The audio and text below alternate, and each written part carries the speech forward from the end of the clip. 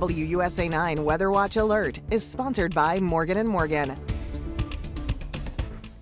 We are under weather watch alert today into this evening. That's for the potential of not only flooding. This is why we have a flood watch in effect for the entire area through Wednesday morning. Worst of this weather is going to be coming for this afternoon into this evening, maybe say through about 6-7 o'clock. You'd even have a big squall with rain and also some wind. Until 1 a.m. Wednesday morning, we have a wind advisory in effect for the entire area except for this area in dark orange. That's where our winds could be up to 60 miles an hour. Here in D.C., bad enough, up to about 50 with uprooted trees potentially. Power outages a potential as well. Good time to stay off the road this afternoon with the winds east of the city, maybe Annapolis way up toward BWI. Those, Calvert County, could be up to 60 miles an hour, and that will drive tides very high into this afternoon. Caitlin's got a special report on this right now. Our coastal flood threat really has all to do with the wind direction. With this storm taking a more inland track, that gives us a prevailing southeasterly wind, pushing all of that water up the Chesapeake Bay and up the Potomac. That's why we have all of these coastal flood alerts in effect. This is really going to impact areas along the Chesapeake Bay and the tidal Potomac, specifically on the western side, with that wind coming in from the south and east. So areas you see highlighted there in yellow, that's where we have coastal flood warnings in effect. That includes a lot of the eastern shore, parts of St. Mary's County, parts of the northern neck as well. Areas you see highlighted there in that teal, that includes Prince George's and Fairfax County.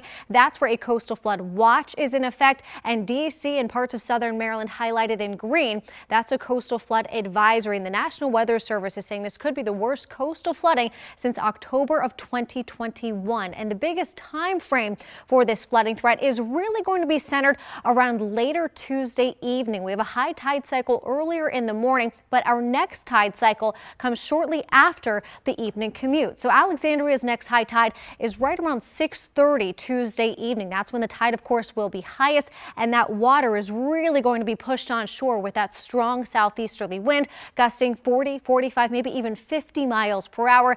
DC's high tide Tuesday night is going to be just after 6:10. Baltimore, once you see the tide rising from the Chesapeake Bay, will be just after 5 p.m. Shortly just after 5 p.m. for Gibson Island with a 5:01 high tide. High tide around Annapolis is just before 4 o'clock. And Caitlin, even some further updates after the coastal flood advisories around D.C. expire this morning.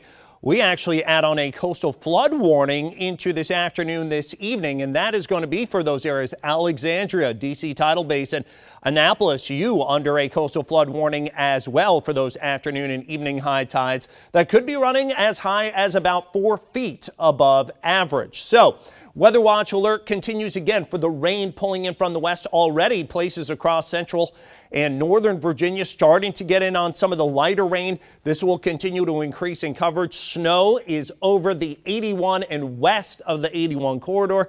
And look at the rain, thunderstorms, even some tornado warnings down to the south across the Florida Panhandle. This is a moisture charged system, very unstable system as well. So wind's going to be a big issue, rain going to be a big issue, and part and parcel also some uprooted trees. Some of the potential of down limbs as well as this begins to move in and really start soaking the ground. Could be seeing some power outages as trees come down. And then again, of course, a flooding and coastal flooding aspect too. Through about 10 a.m. through noontime, big rain coming in.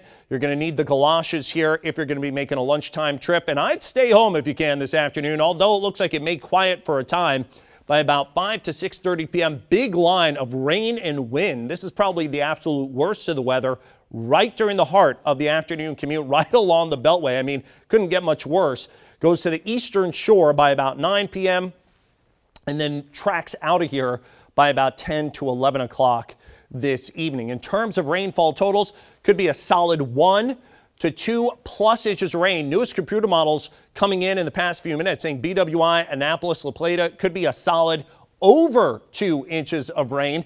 And here in D.C., threatening rainfall records for the day. 1.87 inches is the rainfall record over at DCA, over at Reagan National. And our rain totals forecast by our computer models anywhere between about 1.33 inches and 1.75 inches, so very close. And then the big wind. This is what our computer models are saying here by 4:45 p.m. Look at that, 40, 45 miles an hour. Near the water could be 50 to 60 miles an hour in gusts all the way into this evening by about 7:30. That's when we could see some damage.